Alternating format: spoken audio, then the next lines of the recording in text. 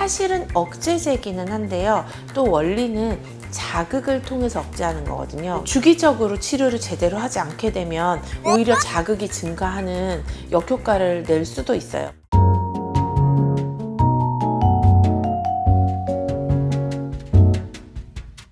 안녕하세요. 우리 아이 성장 주치 삼성 쑥쑥 성장 클리닉 원장 박성원입니다. 성조숙증 심화 버전 함께 얘기해 보겠습니다. 우선 성조숙증이라는 거는 여자아이들은 만 8세 전에 가슴이 발달하는 것을 첫 증상으로 해서 오게 되는데, 가장 엄마들은 딱 알고 오시는 거는 몽우리가 만져져서 이렇게 콩알처럼 이렇게 딱딱하게 만져지는 부분이 있어서 오시는 경우가 많아요. 이제 남자아이들 같은 경우에는 이런 게 있죠. 고환을 측정하는 도구인데, 이 cc라 생각하시면 돼요. 2cc, 3cc, 4cc가 되면 이제 고환이 사춘기 초반에 들어갔다, 사춘기 시작 시기에 들어갔다라고 생각을 하게 돼요. 이제 고환이 갑자기 커지는 순간이 생기거든요. 근데 이 고환은 또 음낭 안에 있잖아요. 음낭 안에 고환을 만져보긴 되게 어려운 일이고 그렇게 하실 필요는 없는 것 같아요. 오셔서 진찰하시는 게 가장 확실하겠지만, 체형의 변화가 생기고 그다음에 고환도 커지는 것 같다, 머리 냄새 나는 것 같다 하면 이제 오셔서 한번 체크를 해보시면 좋죠. 성조숙증이잖아요. 증상이고 현상이지 성조숙병은 아니거든요. 그렇지만 또 일부에서는 이 성조숙증의 원인이 질환이 있는 경우가 있기 때문에 질환을 감별해줘야 되는 경우들이 있기는 해요. 질환이라고 일단 표현을 하겠습니다만 질환이 아닌 경우가 더 많기는 합니다. 이런 성조숙증을 진단하게 되는 검사는 우선 기본적으로 성조숙증이 질환에 의해서 오는 경우를 감별하기 위해서 아이의 영양 상태라든지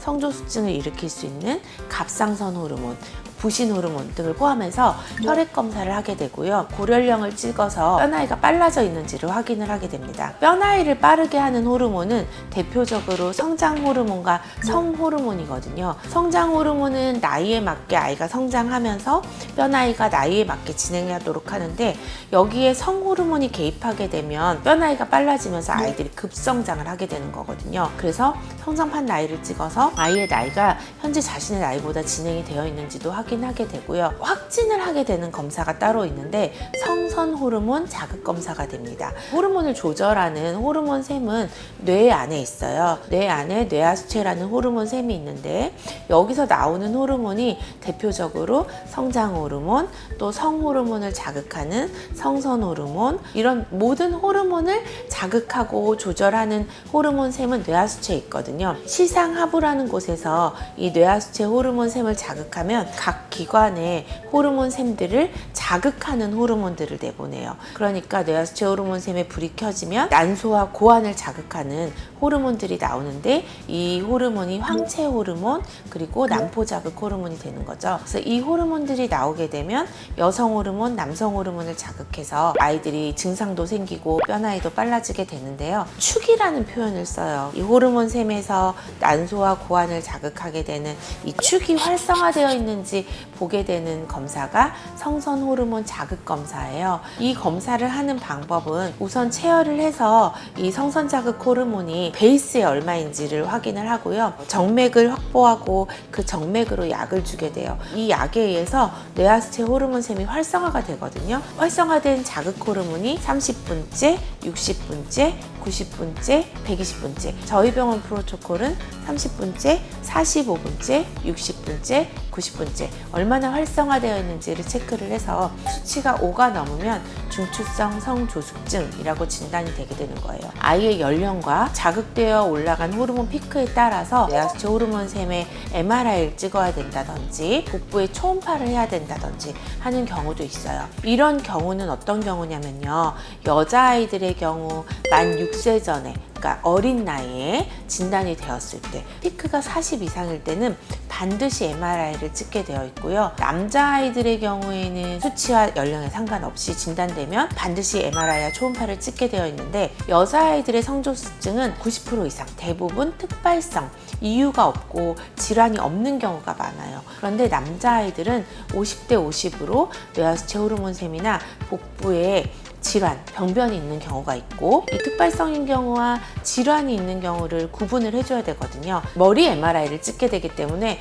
저는 아이들한테 이제 설명을 할 때 이글루 같이 생긴 통에 슬라이딩해서 들어가게 된다. 굉장히 다양한 소리가 나요. 막 두두두두두 했다가 윙윙윙 했다가 굉장히 시끄럽지만 반복되는 음 때문에 마음이 편하면 약간 졸고 나올 수도 있고, 또 요즘은 병원에 따라서 이렇게 헤드폰 씌워주시고 음악도 들려주신다 하더라고요. 제가 보내보면. 제가 이제 목 디스크가 있어서 저는 MRI를 찍어봤거든요. 통에 들어가면 갇힌 느낌도 들고 폐쇄공포 있는 사람들은 무섭거든요. 근데 저 같은 경우도 처음 들어갔는데 너무 답답한 거예요. 답답하면 꺼내주세요라고 말하라고 하시잖아요. 저 좀 꺼내주세요를 사실 4번 했어요. 4번. 그랬더니 4번째에는 기사님께서 교수님이 보내시는 우리 어린 친구들은 다 잘 찍는데 애들 얼굴을 떠올리시면서 한번 마음을 굳게 먹고 한번 해보시죠. 제가 그 순간부터 아 그래 내가 우리 애들한테 부끄럽지 않도록 해보자 하고 겨우 찍었던 기억이 납니다. 아이들이 생각보다 엄마들이 걱정하시는 것보다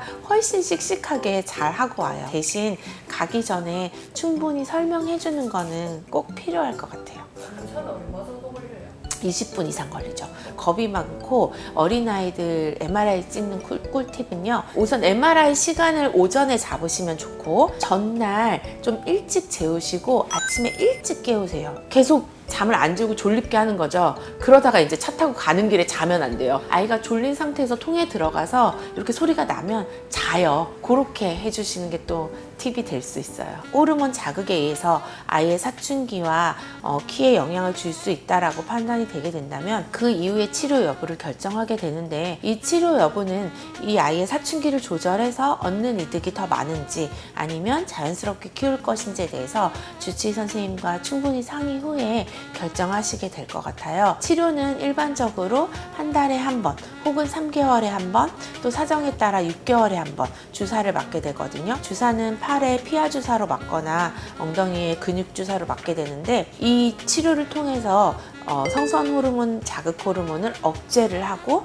이를 통해서 여성 호르몬, 남성 호르몬이 나오지 않도록 도와주는 거고요. 성조숙증 치료를 통해서 얻게 되는 거는 내가 빨리 크고 빨리 멎음으로써 내가 원래 천천히 오래 커서 도달할 키가 있는데, 여기서 급성장하고 멈춰줘야 되는데 그 전에 급성장을 한단 말이에요. 성장판이 빨리 멈춰서 이만큼 클 수 있는 애가 3 내지 5cm 손해를 본단 말이에요. 그 손해볼 수 있는 키를 손해보지 않게 천천히 오래 키우고 급성장을 뒤에 올 수 있게 도와주는 게 이 치료인데, 여성 호르몬, 남성 호르몬에 의해서 빨라졌던 뼈 나이가 천천히 가게 되고, 또 성 호르몬에 의해서 빨리 크던 키가 멎게 돼요. 이 성조숙증 치료는 예방주사 맞듯이 딱 주사가 들어가서 뭐 한두 달 이내에 항체를 만들어서 딱 억제를 하고, 아니면 항생제처럼 주사를 딱 맞아서 균을 딱 잡고 이런 게 아니라 주사를 맞고 한 달 동안 또는 3개월 동안 천천히 몸에 이제 근육 아래에 또 피하 조직 아래에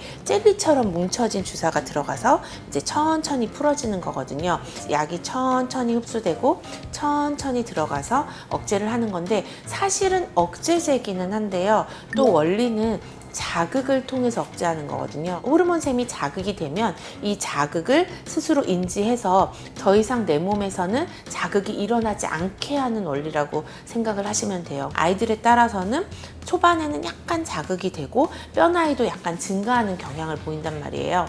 그래서 주사 치료를 시작했다면 꾸준히 주사를 맞아야 일정 기간 후에 억제가 본격적으로 시작되는 거기 때문에 적정 기간 동안 꾸준히 치료를 받다 보면 전체적으로는 뼈 나이가 천천히 진행하고 키에 대한 이득을 얻을 수 있는 거죠. 주기적으로 치료를 제대로 하지 않게 되면 오히려 자극이 증가하는 역효과를 낼 수도 있어요. 이게 4주째, 12주째 이렇게 맞아야 되지만 앞뒤로 조금 며칠 정도는 너무 스트레스 받지 않으셔도 돼서, 아이의 상황에 따라서 주사를 못 가게 된다면 또 병원에 연락을 하셔서 조금 주기가 이렇게 되는데 괜찮을까요? 라고 하면 모든 이제 경우의 수는 우리 아이에 맞게 그 주치의 선생님이랑 상의를 하셔야죠. 애들은 성조숙증 이런 단어에 대한 거부감을 많이 가질 수 있거든요. 너 성조숙증 치료해야 된대, 너 성조숙증이래, 이렇게 말씀하시는 것보다 우리가 조금 몸의 변화가 빨리 오고 사춘기가 빨리 오려고 하는 것 같은데 이렇게 하는 게 너한테 훨씬 유리할 수 있을 것 같은데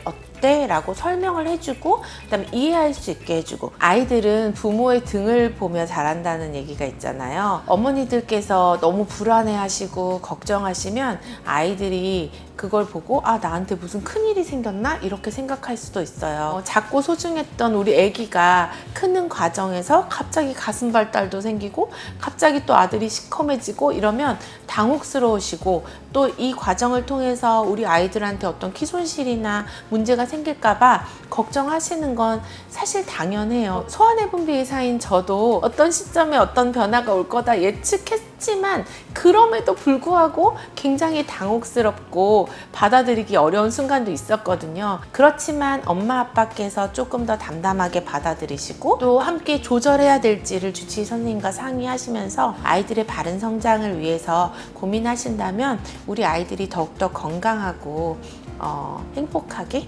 잘 쑥쑥 성장할 수 있을 거라고 믿습니다. 제가 이제까지 한 번도 말씀드리지 않았는데 구독, 좋아요, 알림 설정까지 부탁드려요.